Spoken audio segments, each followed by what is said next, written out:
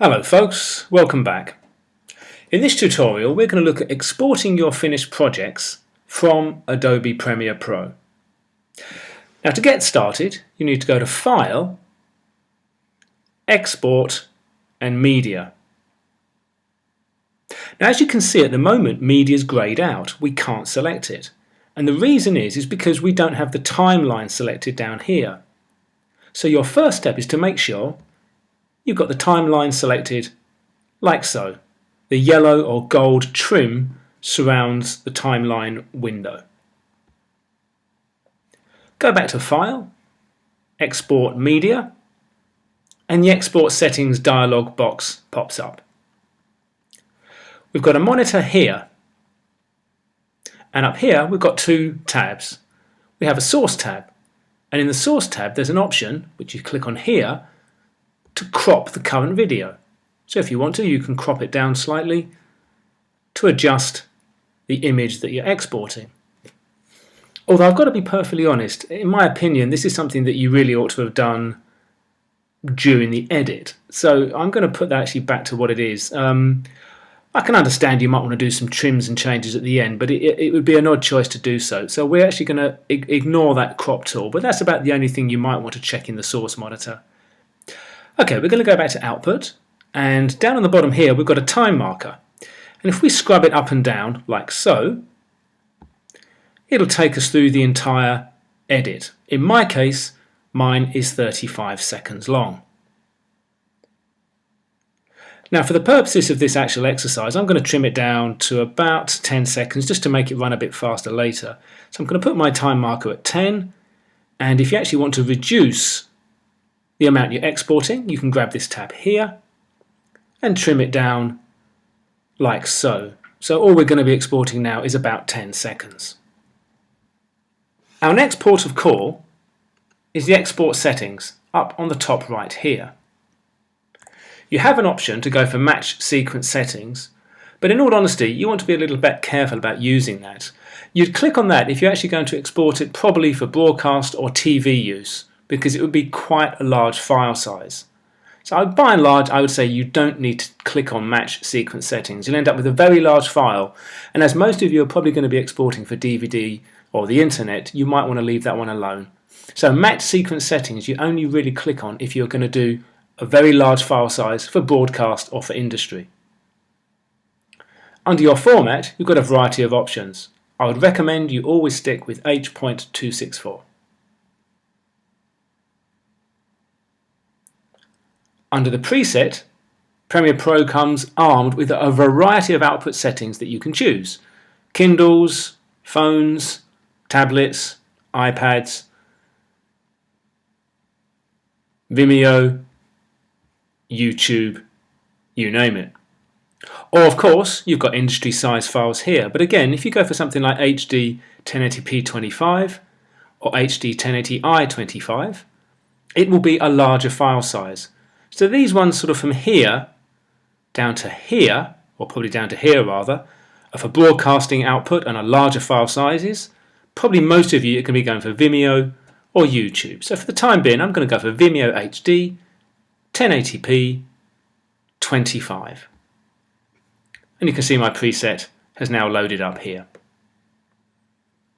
Click on the output name here and it's going to ask you where you want to export your work to.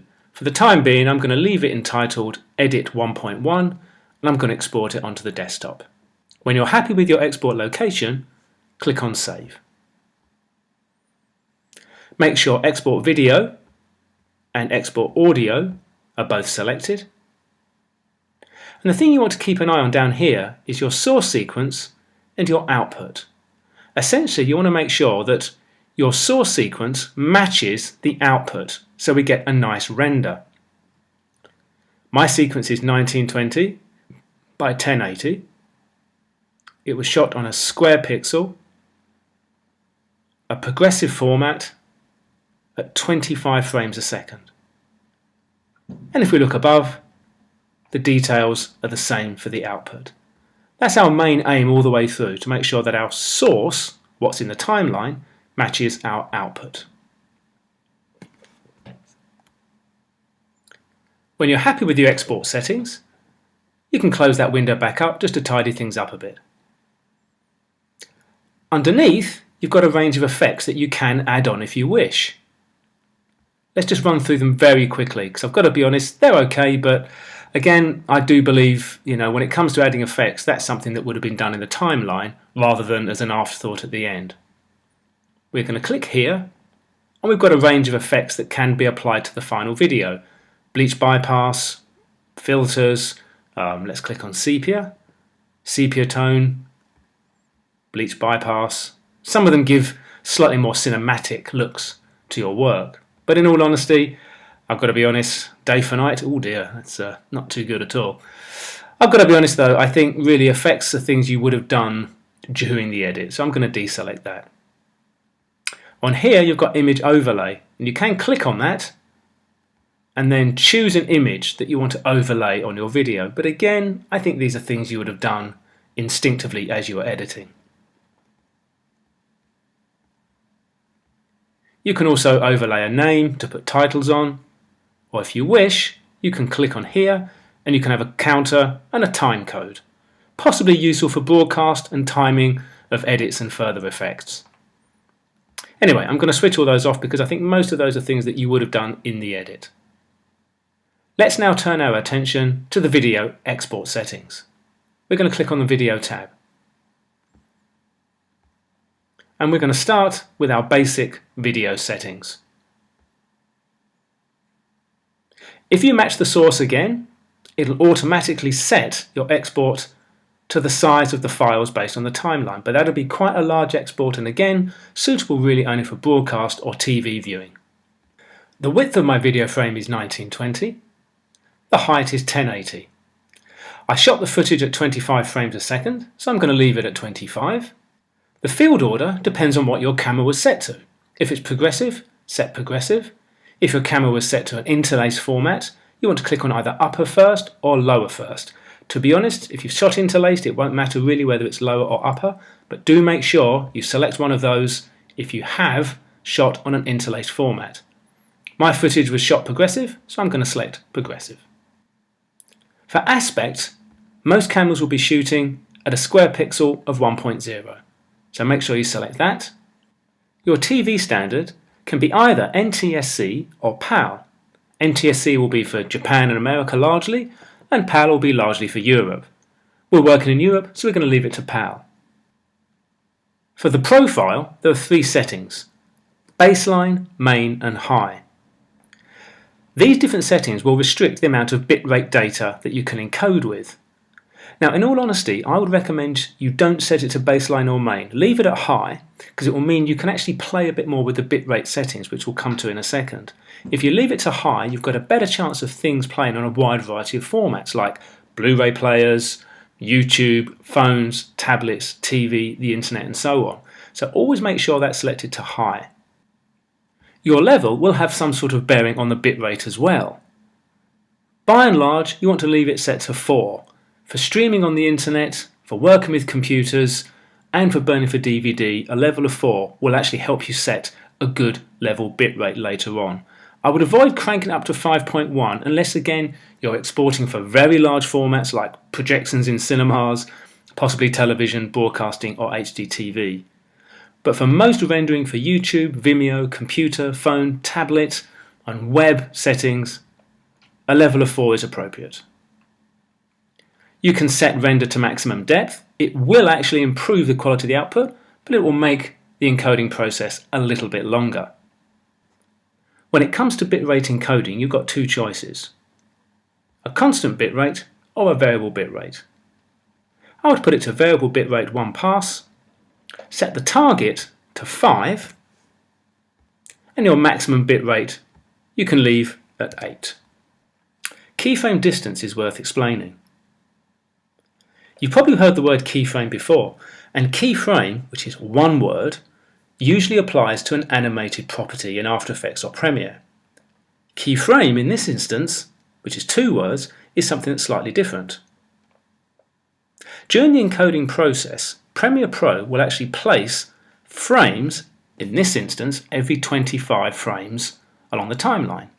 You won't see those frames, but they contain electronic data that helps the export process and helps the actual encoding to understand the image as it moves from frame to frame.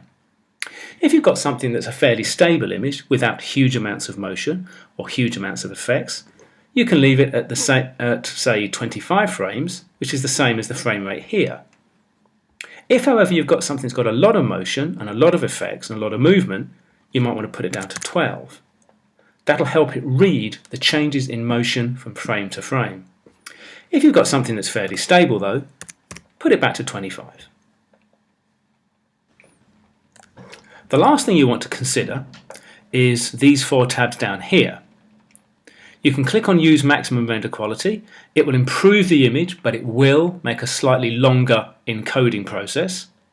You can use frame blending, but you only really need to use that, to be honest folks, if you've got a different frame rate on the timeline to that which you're outputting. I haven't. My timeline was 25 frames a second.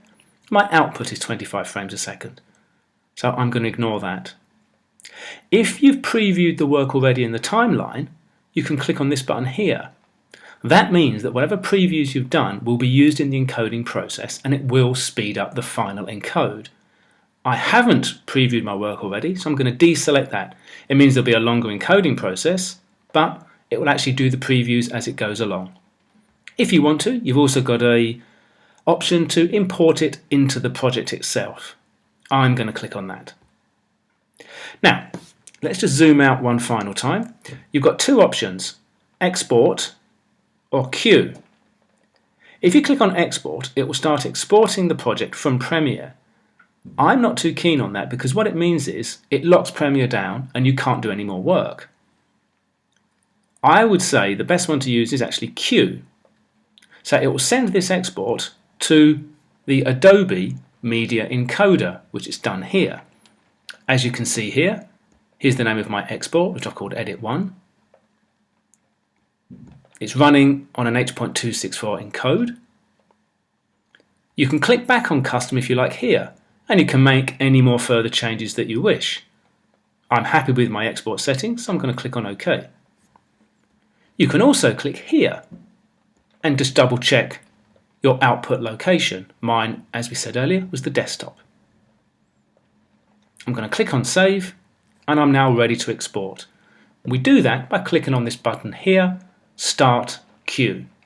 The good thing about doing this is if you export using the Adobe Media Encoder, you can carry on working in Premiere at the same time. So I'm going to hit Start Queue, and down in this window here we get a preview of the export as it goes along. I've got my file name, I can check my location, which is the desktop, the format, which was H.264, and our preset was custom. We can see that the video was 1920 by 1080, a square pixel, 25 frames, shot on a progressive format. We have a target bitrate of 5 megabytes and a maximum bitrate of 8 megabytes. Okay, ladies and gentlemen, thanks for listening. I'm going to pause that there because I think you get the idea, and I will see you all in the next tutorial.